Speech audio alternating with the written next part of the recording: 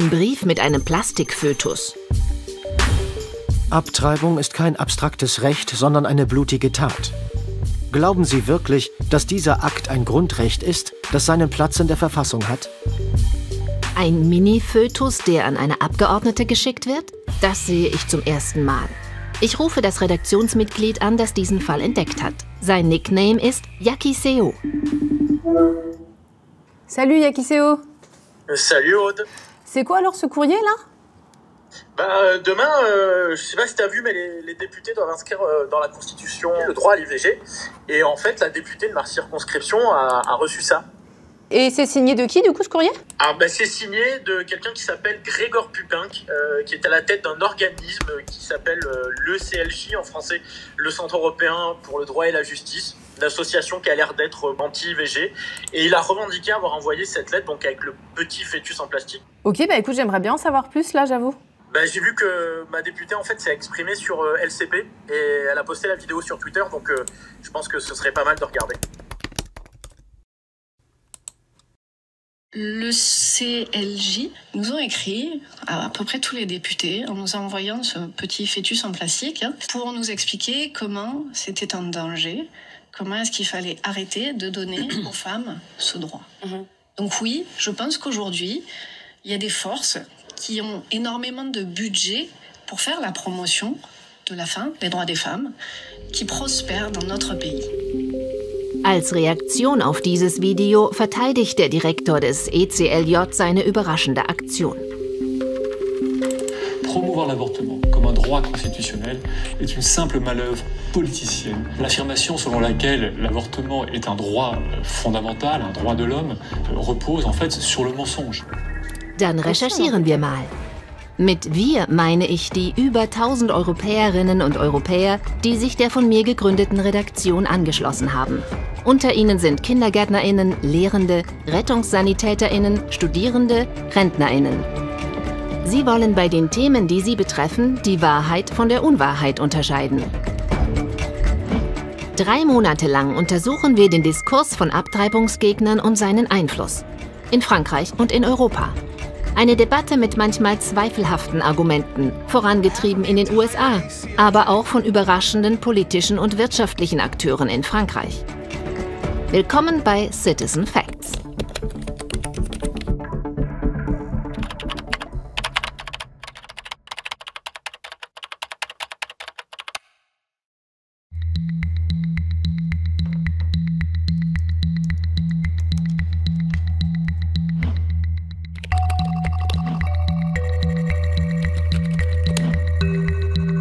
L'affirmation selon laquelle l'avortement est un droit fondamental, un droit de l'homme, repose en fait sur le mensonge.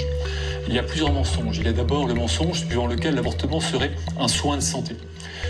C'est-à-dire une forme d'acte médical qui serait sans risque, que sa légalisation réduirait la mortalité maternelle, ce qui n'est pas avéré. Ou encore que les femmes seraient victimes.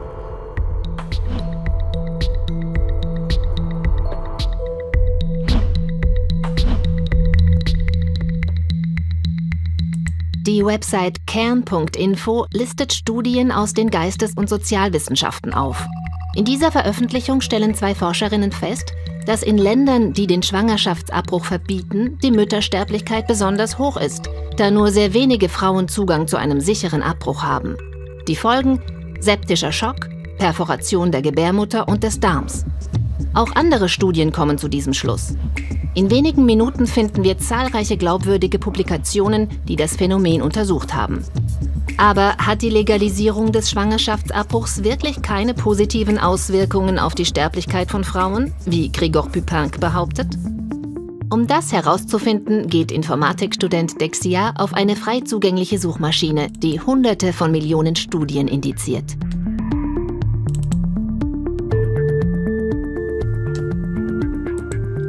Schnell stößt man auf den Namen Christian Fiala. Der Gynäkologe leitet eine Klinik in Wien und hilft zahlreichen Europäerinnen beim Schwangerschaftsabbruch. Viele kommen aus Deutschland, da dort der Schwangerschaftsabbruch nicht als Grundrecht anerkannt wird. In der Wiener Innenstadt hat Dr. Fiala das weltweit einzige Museum zum Thema Schwangerschaftsabbrüche gegründet, das auch den langen Kampf der Frauen für das Recht auf Schwangerschaftsabbruch dokumentiert. Ich verabrede mich mit Dr. Fiala zu einem Gruppeninterview mit den Mitgliedern der Redaktion.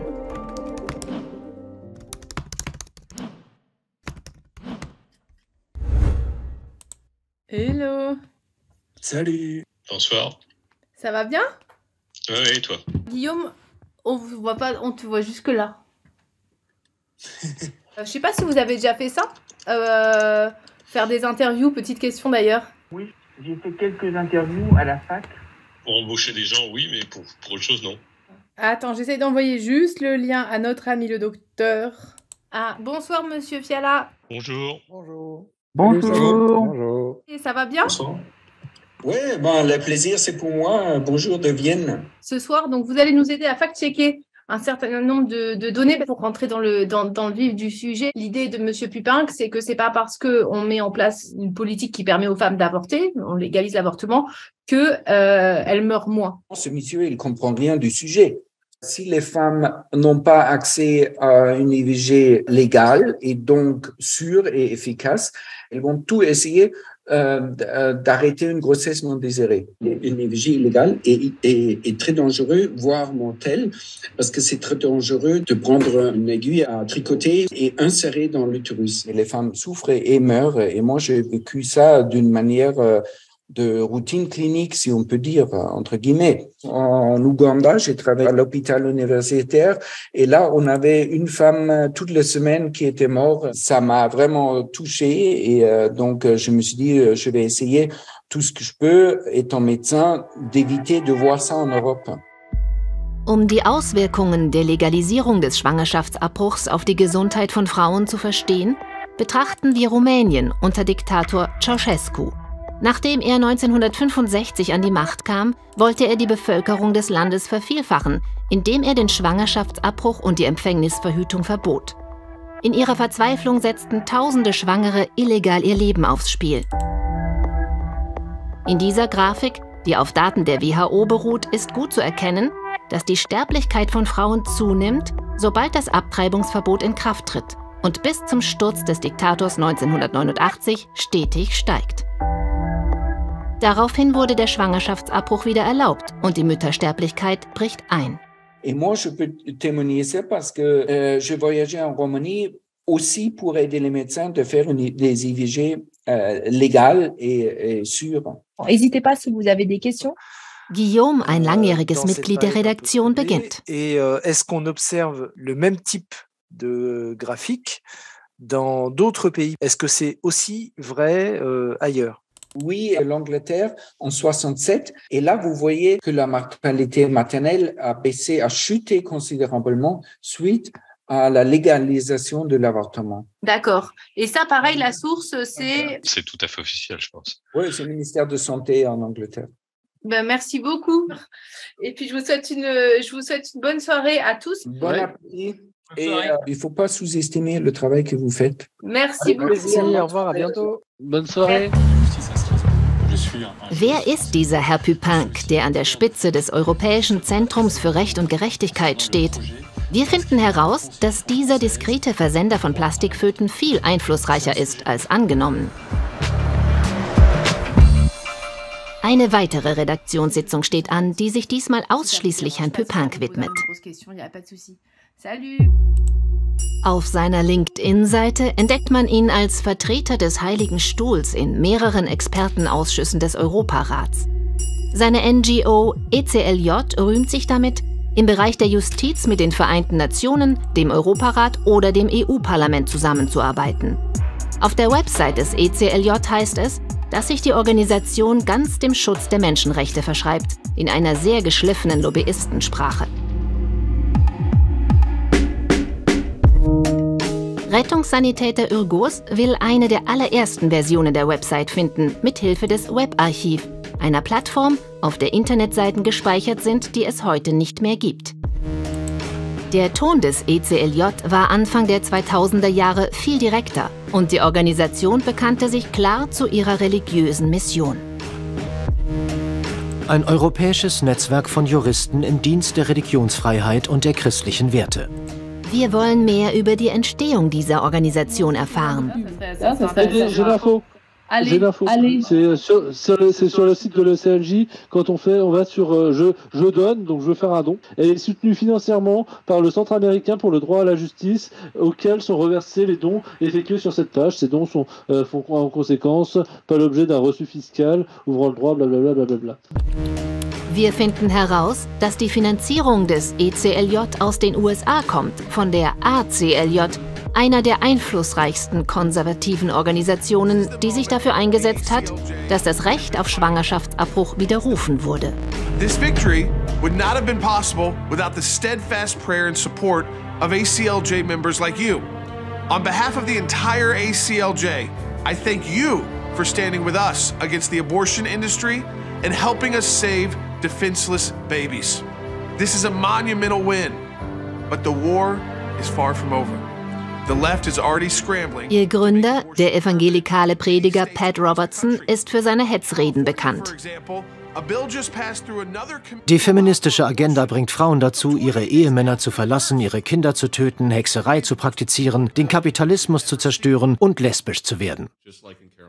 Der derzeitige Chef von Grigor Pupin ist Jay Sekulow, ein Talkshow-Moderator und Anwalt, der Donald Trump verteidigt hat. Wer finanziert das ECLJ? Um das zu verstehen, konsultiert Dexia das Register europäischer Lobbygruppen. Aber c'est super intéressant la page que tu as fournie Dexia parce que à la fin on voit la contribution de la CLJ sur 2021 et la CLJ a donné presque 1 million d'euros. Ah oui, quand même. Bon, je vous embrasse, je suis désolée, je dois y aller aussi. C'était top, merci beaucoup. Ça m'a fait trop plaisir de vous voir et de discuter avec vous. C'est trop bien. Salut.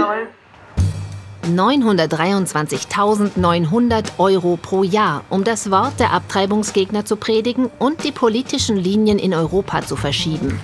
Was sind die tatsächlichen Absichten? Auf welche Grundlage stützt Herr Pupin seine Aussagen?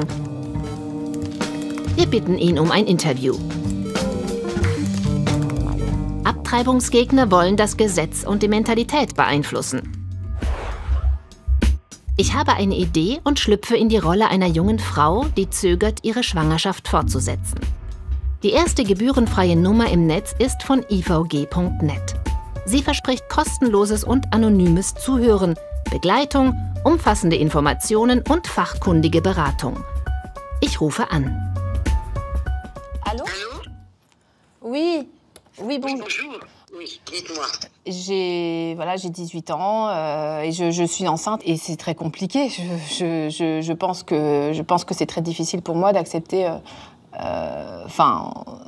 cet enfant dans ma vie. Je démarre tout juste mes études. Ce que j'en pense, c'est que si vous voulez, moi je fais ça depuis très longtemps. Ce que je vois, c'est que l'avortement, justement au niveau psychologique, on ne prépare pas du tout les femmes à ça, que c'est dur à vivre.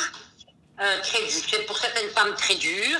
Il y a un tabou en France. Hein. Allez-y, avortez, aucun souci. On vous dit ça. Eh ben, c'est pas vrai, c'est faux.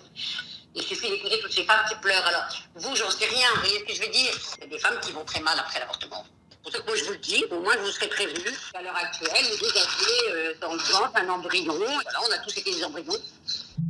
Meine Gesprächspartnerin betont die psychischen Probleme, die mir drohen, wenn ich mich für einen Schwangerschaftsabbruch entscheide. Vraiment lire tout ce qui est écrit sur le syndrome post-IVG. C'est pas du blabla. Et ça, c'est vrai que j'avais jamais entendu parler. Ça se concrétise comment? C'est quoi? Ça commence généralement par des cauchemars, des angoisses, un mal-être, etc. Vous voyez? Alors, après, là, je viens de taper. La première chose que je vois, il y a écrit que c'est une hypothèse défendue par les militants anti-avortement. C'est la première chose quand je tape syndrome post-IVG. Ouais. Bon, bah ça... J'en sais rien, mais après, il faut regarder et continuer, il faut lire les études scientifiques. Même au niveau de la santé physique, allez voir les études scientifiques aux États-Unis, il y a des choses qu'il faut quand même savoir. Ah, ça m'intéresse, comme quoi, par exemple? Alors, regardez sur Internet. Je ne vais pas vous les donner, c'est à vous de les chercher, et c'est à vous de voir les trucs. Parce que là, si je vous dis tout ça, vous pouvez aussi très bien dire que je vous fais une pression pour ne pas avorter. Je dis, c'est pas du tout mon cas. Mon problème à moi, c'est de vous dire la vérité. Et vraiment, lisez les témoignages. Hein. Für meine Gesprächspartnerin liegt die Wahrheit in den Erfahrungsberichten auf der Website. Von Frauen, die einen Abbruch vorgenommen haben und alle sichtlich am Boden zerstört sind. Hier vergleicht Julia ihren Schwangerschaftsabbruch mit Selbstmord und behauptet, dass sie von den Ärzten dazu gezwungen wurde. Morgane fühlt sich wie eine Mörderin. Fabienne erklärt, dass sie im Namen der Frauenrechte gegen ihre Klinik klagen will. Diesen Aussagen zufolge stürzt ein Abbruch die Frauen in eine absolute unwiderrufliche Notlage. Laut seriösen Studien hingegen bereuen die meisten Frauen ihre Entscheidung auch mehrere Jahre nach dem Abbruch nicht. Warum erscheint IVG.net dann in den ersten Ergebnissen, wenn man nach Informationen über den Schwangerschaftsabbruch sucht? Einer der Redaktionsmitglieder hat die Antwort darauf und möchte sich mit mir treffen. Ab nach Straßburg. Jaki Seo hat mich auf den Versand der Plastikföten aufmerksam gemacht. Er hat seine eigene Firma und hilft Unternehmen dabei, sich in Suchmaschinen ganz oben zu platzieren. Chouette ici.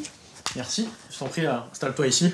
Merci. Laut ihm beherrschen die Betreiber der Anti-Abtreibungs-Website die Suchmaschinenoptimierung einfach besser. IVG.net, ils ont fait tout ce qu'il faut pour être bien référencé. C'est du contenu rapidement disponible sur la page d'accueil, des articles frais qui ont un certain volume de mots puisqu'il y a un seuil de nombre de mots à partir duquel Google considère que l'article est pertinent.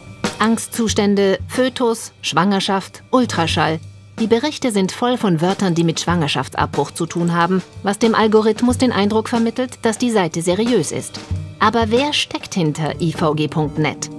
In der Libération und Le Monde steht, dass die Gründerin Marie-Philippe praktizierende Katholikin und ehemalige Anhängerin der Geburtenkontrolle durch Abstinenz ist. 2016, als Abgeordnete ihre Website wegen digitaler Behinderung von Schwangerschaftsabbrüchen schließen lassen wollen, bekommt sie Rechtsbeistand von dem Direktor der größten europäischen Anti-Abtreibungslobby, Gregor Pupinck. Marie-Philippes Kampf um Einflussnahme wird auch auf Facebook ausgetragen. Die Seite von IVG.net hat 105.000 Abonnenten und richtet sich speziell an Frauen, die zögern, einen Abbruch vorzunehmen. Dort finden sich die berühmten belastenden Erfahrungsberichte. Nach ein paar Klicks merke ich, dass diese Aussagen auf der Plattform gegen Bezahlung hochgepusht werden. 5600, 6600, sur les 3 derniers mois, ils ont dépensé plus de 6 000 € de publicité. Si on extrapole sur l'année, on est autour de 20 à 25 000 €. Woher kommt das Geld für das kleine Unternehmen von Marie-Philippe? Jaki Seo will dies über ein Tool herausfinden. Auf SEMrush können alle Websites eingesehen werden, die für IVG.net Traffic generieren. Nach mehreren Seiten entdecken wir stelladomini.org, ein Fonds, der den Verein hinter IVG.net finanziell unterstützt. Stella Domini stellt ein Sponsoring der Überzeugungen zur Schau, das sich im Dienst menschlicher und spiritueller Notlagen sieht, basierend auf evangelischen Grundwerten. An der Spitze steht Loïc Labouche, der Leiter der Zeitarbeitsfirma Domino RH. Quand on dénoue le fil de tout ça, on voit effectivement que IVG.net est lié à quand même un fonds de dotation, ce qui est quand même pas rien, c'est-à-dire vraiment un fonds de dotation qui dépend d'une entreprise qui fait plusieurs centaines de millions d'euros de chiffre d'affaires, qui est Domino RH. Ça me choque. Domino RH ist ein Unternehmen, das Personal in den Bereichen Industrie, Bauwesen, Transport und Paramedizin rekrutiert. Umsatz 250 Millionen €. Il serait intéressant, à mon avis, de voir si, si surtout, parmi leurs clients, il y a si parmi leurs clients, ils ont des centres hospitaliers qui pratiquent l'IVG. Je pense que leurs clients ne sont pas au courant de ce qu'il y a derrière. On a fait progresser l'enquête à mort là grâce à l'Outikta. Donc, merci. Et puis on se retrouve bientôt du coup sur Internet de nouveau. Merci beaucoup.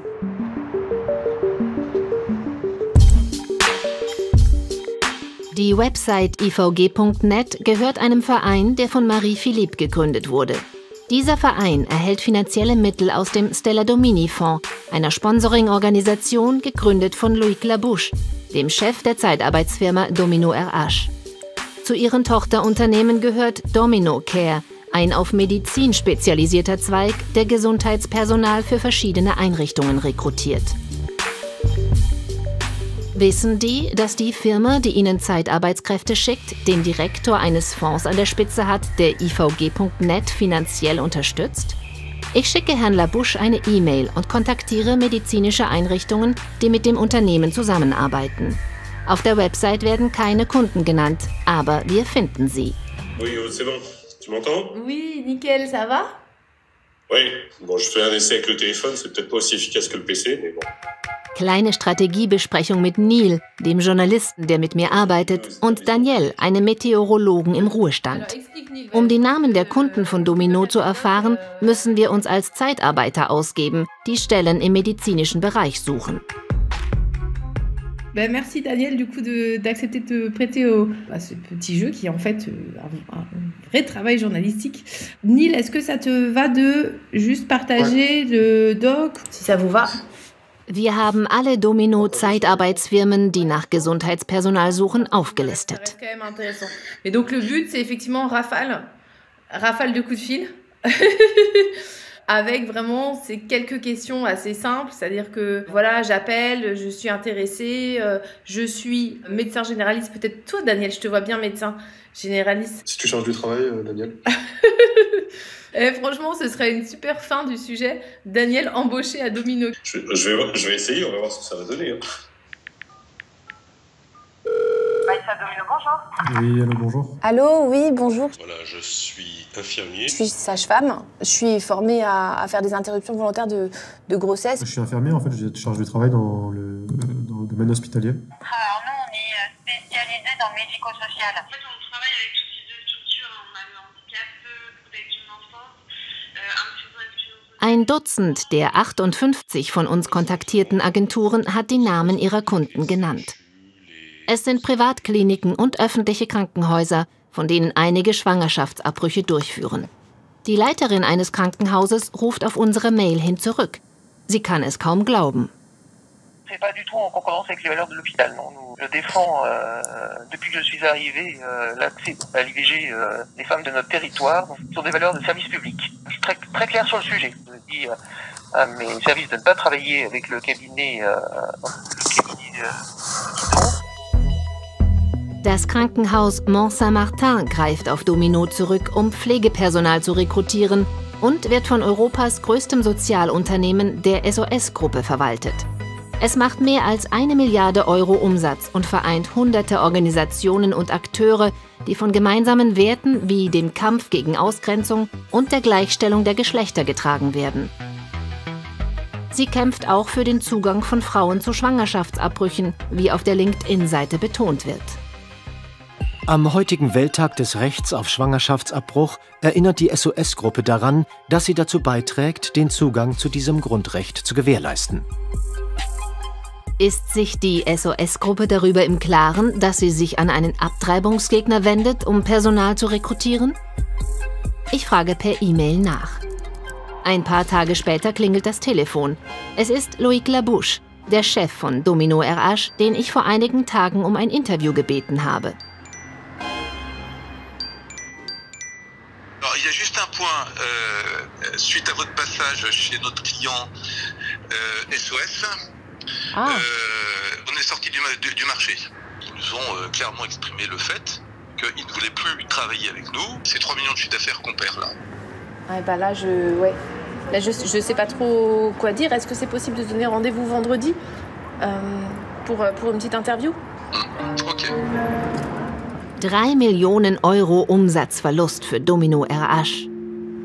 Am nächsten Tag bestätigt mir ein Verantwortlicher der SOS-Gruppe, dass der Rahmenvertrag mit dem Zeitarbeitsriesen gekündigt wurde. Nous, on ne peut pas continuer à bosser avec une boîte comme celle-là. C'est juste impossible. Et c'est pas normal qu'on nous cache des financements de mouvements qui sont des mouvements politiques aussi, hein, puisque derrière ça, il y a aussi la Manif pour tous, etc. Donc, c'est des mouvements pour lesquels nous, avec lesquels nous, on ne peut pas être partenaires de près ou de loin. C'est tellement bien planqué que sans vous, j'avoue qu'on n'aurait pas vu ça, quoi. Ein paar Minuten nachdem ich aufgelegt habe, wird auf der Website der Domino-Stiftung keine Unterstützung der Pro-Life-Bewegung mehr erwähnt. Die Anti-Abtreibungsorganisationen wurden gelöscht. Eine Entscheidung, hinter der Loïc Labouche, der Chef des Unternehmens, voll und ganz steht. Je comprends juste pas bien pourquoi est-ce que tout ce qui est lié au mouvement Pro-Vie a disparu de votre site internet, du site internet de Stella Domini hier. Parce qu'on a eu des répercussions immédiates et que je ne suis pas stupide, je ne vais pas mettre ma tête sur le billot, madame. les choix que je fais à titre personnel ne sont pas les choix de mon groupe. D'ailleurs, je vous dis, vous êtes tombé sur cette information. Je pense qu'elle n'a pas lieu d'être. Vous ne trouvez pas légitime d'informer les clients qui font appel à vous que, quelque part, en faisant appel à Domino RH, ils peuvent aussi se retrouver à booster des associations avec lesquelles ils ne sont pas spécialement d'accord. Mais si vous faites ça dans toutes les entreprises, il n'y a plus de commerce partout, parce que chaque dirigeant ayant des points de vue, toutes les sociétés qui travaillent avec des dirigeants, qu'ils soient prestataires, fournisseurs, clients ou ce que vous voulez, s'arrêteront de bosser pour des raisons X, Y ou Z.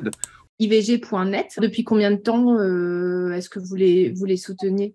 Et précisément ce site, je vous dirais que je n'ai jamais été le voir et je ne le connais pas.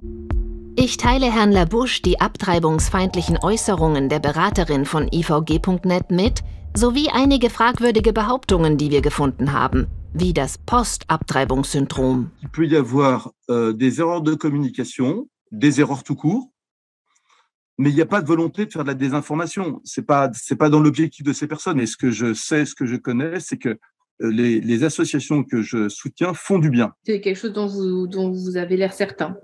Ah mais j'en suis tellement persuadé, si vous voulez, que en aucun cas je soutiendrai qui que ce soit qui fait du mal, vous voyez. Auf der Seite des Guten stehen, das Leben verteidigen, ob als Mäzen oder Aktivist. Die Lebensschützer führen einen Krieg der Worte, indem sie ihre Gegner als Vertreter einer Kultur des Todes betrachten. Eine Rhetorik, die von Lobbyisten wie Grigor Pupinck wiederholt wird. Nous ne sommes pas des bêtes. Nos enfants ne sont pas des chats que l'on peut noyer à la naissance. C'est à votre génération qu'il appartient pour la France de faire porter haut ce témoignage et de renverser la culture de mort. Nach einigen Wochen erhalte ich ein Dokument von Neil Datta, einem Lobbyisten, der sich dafür einsetzt, dass europäische Frauen legal und sicher abtreiben können. Mithilfe von Journalisten und Pro-Choice-Aktivisten enthüllte er vor einigen Jahren einen wahrhaften Geheimplan eines Netzwerks extremistischer Katholiken. Eine Strategie, um in Europa die natürliche Ordnung wiederherzustellen, in dem Schwangerschaftsabbruch, Empfängnisverhütung, Scheidung und die Ehe für alle verboten werden sollten. Das Netzwerk löste sich offiziell auf. Bonjour, Monsieur Datta, vous allez bien? Für Neil Datta handelt es sich dabei immer noch um Grigor Pupincks Gedankengut. En tant que stratège de ce réseau, c'était son rôle d'élaborer les grandes stratégies dans certains domaines. C'est pas uniquement contre le droit à l'avortement. Donc c'est toute une catégorie d'acquis sociaux de droits humains qu'on a, auxquels Agenda Europe souhaiterait s'attaquer. Et quand on regarde ce qui s'est passé lors de ces dernières années, on voit que c'est pas juste un plan comme ça qu'ils ont lancé. Du coup, est-ce que ce plan Agenda Europe a déjà eu des applications vraiment concrètes? Oui, ils ont pu remplir certains de leurs objectifs et ceci a un effet nuisible réel sur, par exemple, les personnes LGBT, les femmes victimes de violences, et ne parlons pas des questions d'accès à l'IVG en Pologne. Et maintenant, les femmes polonaises ont un régime concernant le droit à l'avortement parmi les plus restrictifs au monde. On attribue le décès de 6 femmes en Pologne à ces restrictions sur l'IVG. C'est assez grave ce que vous dites. Ça veut dire que quelque part, Monsieur Pupinck aurait une forme de responsabilité dans les drames qui se jouent en Pologne? Si on attribue le décès de ces 6 femmes à la situation juridique polonaise en ce moment, eh bien oui, ceux qui ont soutenu ce projet de loi, qui l'ont porté, qui l'ont rédigé, qui ont argumenté en sa faveur, notamment Monsieur Pupinck, devraient porter une certaine responsabilité. Zu den 6 polnischen Frauen gehören Justina, Agnieszka und Isabella. Mütter, die an medizinischen Komplikationen gestorben sind, weil ihnen das Recht auf einen Schwangerschaftsabbruch verweigert wurde. Auf dem Internetportal des polnischen Verfassungsgerichts findet Yrgos das Anti-Abtreibungsgesetz. Es trägt die Handschrift von Grigor Pupinck.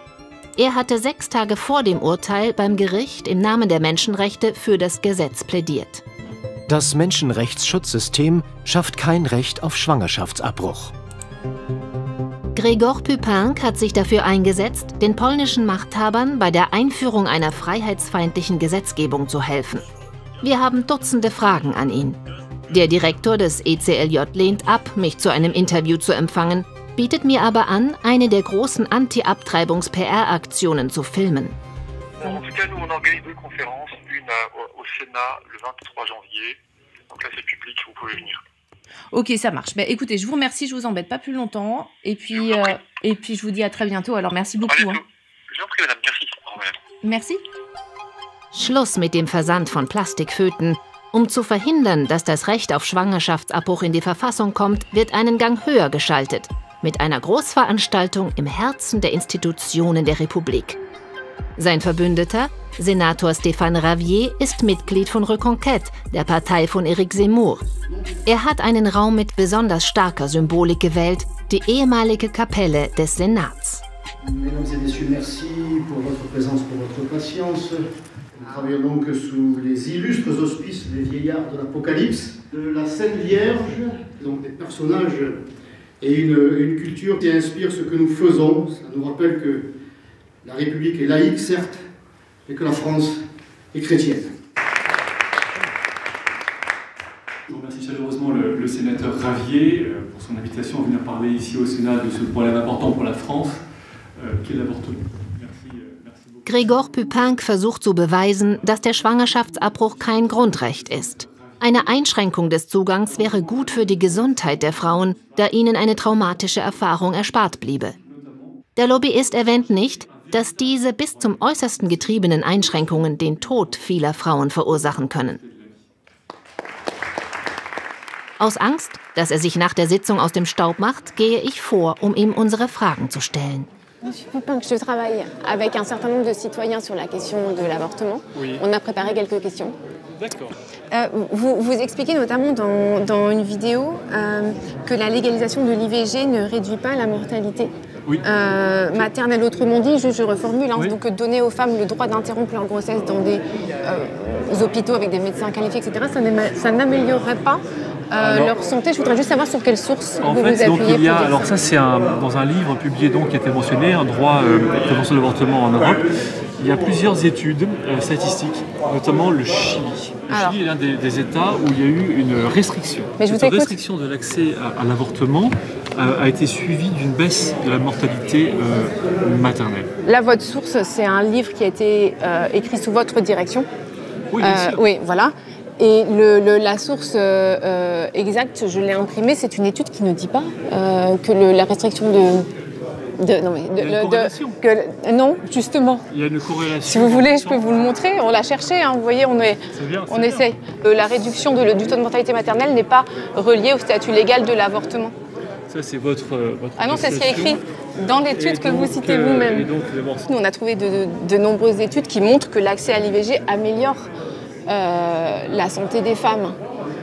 C'est vraiment, et même peut les sauver. En Roumanie, monsieur, l'accès à l'IVG a divisé par 2 le taux de mortalité maternelle en 1 an. En Angleterre, l'accès à l'IVG a divisé par 10 la mortalité maternelle en 10 ans. Je ne connais pas le cas de la Roumanie. Ce que je sais, c'est que je pense que la condition sanitaire et médicale de la Roumanie de l'époque de Ceausescu n'est pas comparable avec ce que nous connaissons aujourd'hui en Europe. Non, mais... Et que les causes de la mortalité maternelle en Roumanie sous l'époque de Ceausescu ne sont pas liées uniquement à la question de l'accès à l'avortement. Écoutez, là c'est la mortalité maternelle liée à l'IVG. Oui, mais vous voyez aussi que c'est la fouille, c'est à partir du moment où la Roumanie reçoit des subventions européennes, c'est à partir du moment où la Roumanie se modernise. À partir du moment où l'IVG est légalisé. Moi je vous montre aussi une autre courbe où la Roumanie est partie de très haut en termes de nombre d'avortements et aujourd'hui elle est bien en dessous de la France. Auf die dramatischen Folgen der polnischen Gesetzgebung angesprochen, die er unterstützt hat, verteidigt sich Püpinck. Die Frauen seien Opfer von medizinischen Fehlern geworden. Mais des cas similaires. Ok, j'entends en tout cas votre réponse là-dessus. Non, s'il vous plaît, très rapidement. Oui, bien sûr. Monsieur, rapidement. Vous êtes...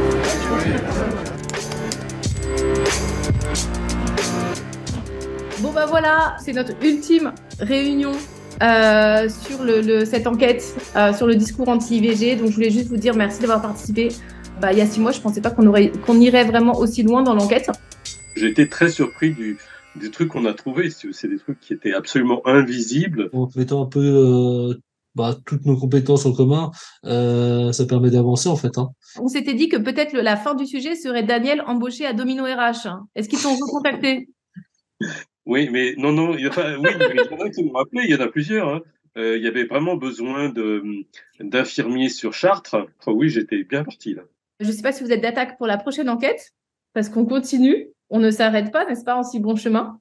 Et puis, je vous dis à très vite. Salut, merci. Salut à tous. Bon week-end. Week-end. Ciao. Bon week-end.